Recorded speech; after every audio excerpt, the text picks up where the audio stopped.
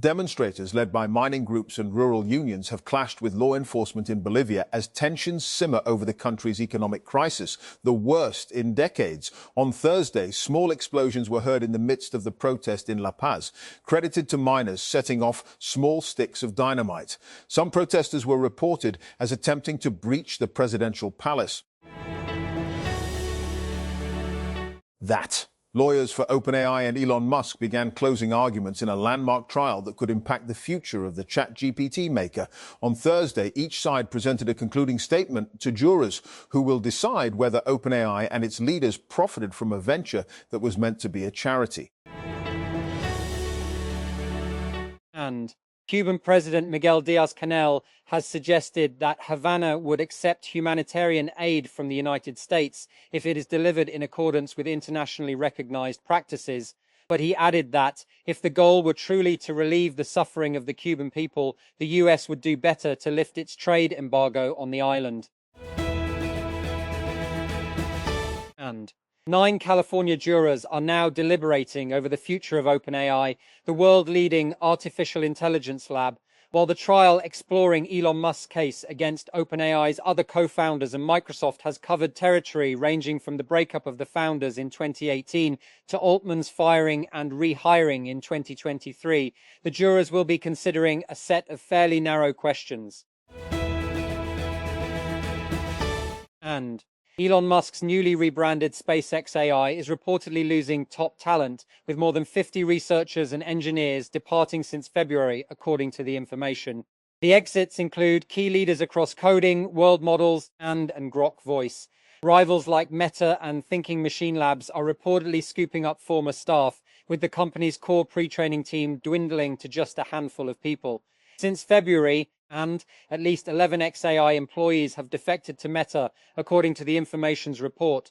At least 7 have left to join Mira Murati's Thinking Machine Labs. And TechCrunch has previously reported on 11 of the XAI departures announced directly after the merger, including 2 co-founders.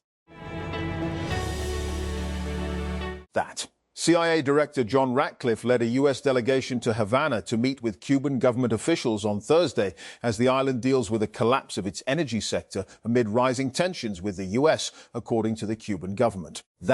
Following the request submitted by the U.S. government that a delegation presided over by the CIA Director John Ratcliffe be received in Havana, the Revolutionary Directorate approved the realization of this visit and the meeting with its counterpart from the Ministry of the Interior. The statement read that Palestinian President Mahmoud Abbas has pledged to reform the Palestinian Authority at a Fatah Party conference in the occupied West Bank, pledging to hold long-delayed presidential and parliamentary elections. Fatah kicked off the 3-day 8th General Conference in Ramallah on Thursday to elect a new Central Committee, its highest leadership body, for the first time in 10 years as it faces existential challenges in the wake of Israel's genocidal war on Gaza. And Mike Banks has resigned as the head of the United States Border Patrol in the latest turnover to hit President Donald Trump's immigration enforcement operations. On Thursday, Banks broke the announcement to Fox News, saying it's just time for him to leave. He also took credit for a decline in border crossings since Trump took office for a second term. And the Cerebras Systems IPO was a smash hit on Thursday, generating billions major investors. Among the big winners is major shareholder Benchmark, which owns 9.5% of the company. One of the firm's general partners, Eric Vishria, has been a Cerebras board member since 2016, the year the AI chipmaker was founded, having co-led its $25 million Series A round. And Lovable, the AI-powered app-building platform, has backed a Danish hardware startup, Atech, that wants to introduce vibe coding to the process of creating hardware.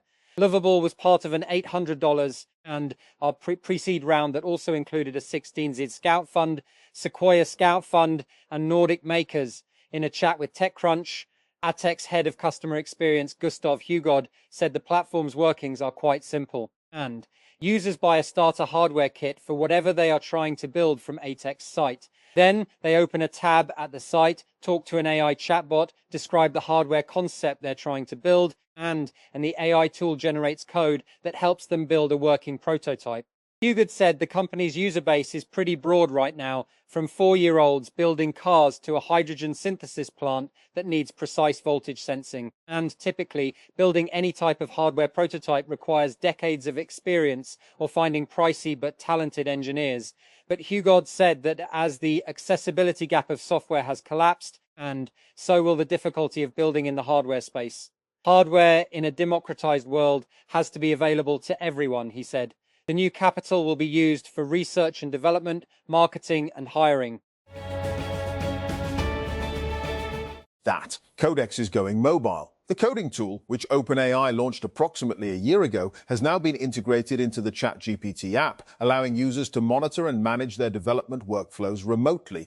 The new function allows users to see their Codex live environments in any devices where it is running. The company announced the changes Thursday. The update, which is currently in preview, is now available to all plans on iOS and Android. And Tehran. Iran is looking at ways of providing limited connectivity to approved individuals and entities amid a continued state-imposed internet shutdown, and with a tiered access model currently being offered that experts have said still undermines the digital rights of Iranians. And President Masoud Pezeshkian on Wednesday announced the creation of a new entity to review internet coverage in the country, named the Specialized Headquarters for Organizing and Guiding Iran's Cyberspace, and with First Vice President Mohammad Reza Aref, a relative moderate, appointed as its head. And as Israeli attacks in Lebanon continue despite a ceasefire, the United States is hosting the third round of talks between Lebanese and Israeli officials. Hezbollah opposes the meeting in Washington. And US President Donald Trump returns to Beijing after 9 years to meet Chinese President Xi Jinping. The trade war, conflict in Iran, and rising fears over Taiwan shape the talks.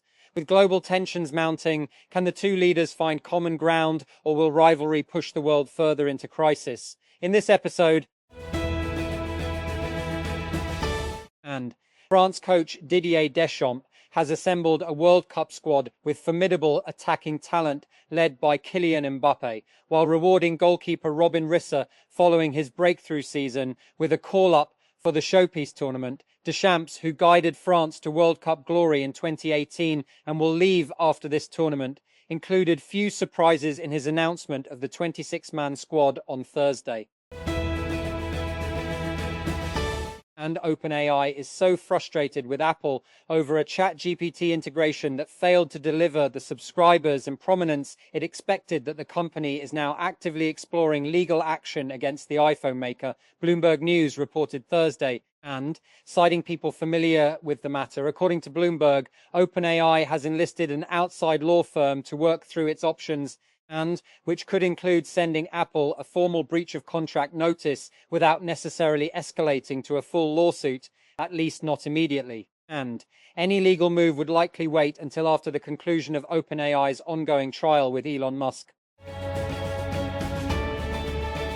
And Richard Socher has been a major figure in AI for some time, best known for founding the early chatbot startup U.com, and before that, his work on Imaginet now, and he's joining the current generation of research-focused AI startups with Recursive Superintelligence, a San Francisco-based startup that came out of stealth on Wednesday with $650 million in funding. And Socher is joined in the new venture by a cohort of prominent AI researchers, including Peter Norvig and Cresta co-founder Tim Shih.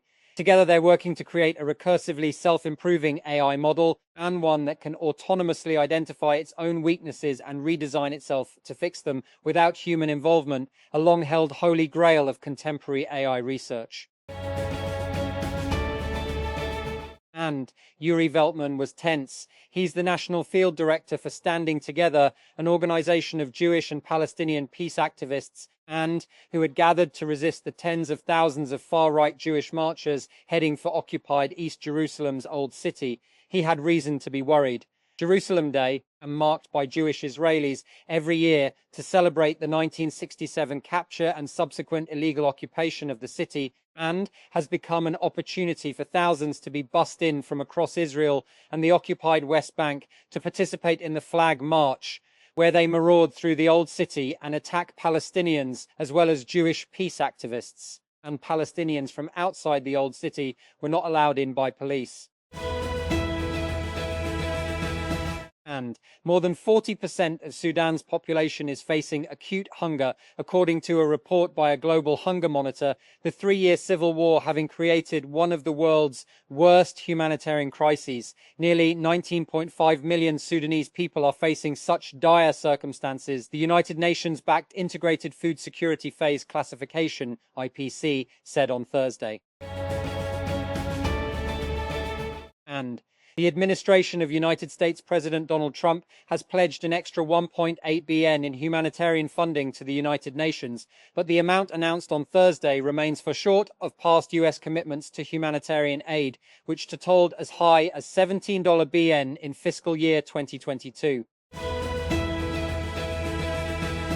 And on Friday, Jerome Powell's term as chair of the United States Federal Reserve Board of Governors will come to a close after months of tension between the White House and the central bank, and as US President Donald Trump pushes for more aggressive interest rate cuts, Powell's term ends on May 15, and he will be succeeded by Trump appointee Kevin Warsh, who served on the central bank's Board of Governors from 2006 to 2011. And Powell will continue on the board as a governor after stepping down as chair. That Israeli ultranationalists marching through Jerusalem's Old City chanted death to Arabs, and may your villages burn during the annual Jerusalem Day parade. As many Palestinian residents stayed indoors and shuttered their shops, tens of thousands of Israelis, many of them teenagers and young adults, take part each year in the march, which Israeli authorities say celebrates the reunification of Jerusalem after Israel captured East Jerusalem during the 1967 war. That short-form video is a format that's built for mobile. These vertically oriented videos are designed to fit the shape of a smartphone. But according to YouTube, this kind of content has become quite popular on the big screen. It seems counterintuitive, but the data is hard to argue against. YouTube viewers watch over 2 billion hours of YouTube Shorts, the platform's clips that run up to 3 minutes on TVs each month. The living room is YouTube's fastest growing screen, and the Shorts experience is further helping connect viewers with the world's most active creator community from the comfort of their couch, said Kurt Wilms, YouTube's Senior Director of Product Management for YouTube on TV. We've found that audiences increasingly want to watch their favorite content on the biggest screen at home, whether it's long-form content, a podcast, or a short. Silicon Valley's token maxing error now has its own hardware. A new open-source project brings your Claude Code utilization stats into a tiny desktop dashboard, allowing AI-powered users to keep an eye on their usage. Sure, you can track Claude Code usage directly in the terminal using commands or other external tools and apps, but that's not as fun as seeing a pixel art version of the Claude sprite dance on a screen before showing at-a-glance token usage info, is it? And Noor Airways has issued a clarification statement rejecting recent reports regarding the airline's leadership as it continues preparations to enter Pakistan's aviation market. In an official statement shared by the airline, Noor Airways said reports circulating about its leadership were inaccurate. The company stated that the airline was being developed and managed by experienced commercial aviation and airline industry professionals. Before demanding $1 billion and a wife from Turkey in April 2026, Uganda's pro-Israel army chief Muhoozi Kainerugaba made a series of social media posts in 2022, wishing to marry Italy's current Prime Minister Giorgia Meloni. French newspaper Le Monde reported at the time. In earlier widely reported remarks, Kainerugaba suggested offering 100 Anko cows to Italy in exchange for marrying Meloni, and made additional statements that included references to taking military action toward Rome if his demand wasn't met. And Islamabad. The government on Thursday said that IMF-mandated asset declarations of civil servants would be made publicly accessible in a redacted form to ensure both transparency and personal privacy. The declaration of government officials' assets is required under IMF governance and corruption-related benchmarks. And Islamabad, May 14. PPP chairman Bilawal Bhutto Zardari on Thursday said that the government had not contacted him or his father, President Asif Ali Zardari, regarding a constitutional amendment. His remarks came amid media reports about the government's intention to have the 28th constitutional amendment passed by Parliament. And a new type of giant long-necked dinosaur, twice the size of a Tyrannosaurus rex, has been identified up by scientists from remains dug up in Thailand. The Nagatitan, the largest ever dinosaur found in Southeast Asia, weighed 27 tons, as much as 9 adult Asian elephants, and measured 27 meters, 88 ft in length, longer than a Diplodocus. Like that dinosaur, it belonged to the sauropod family of long-necked herbivores.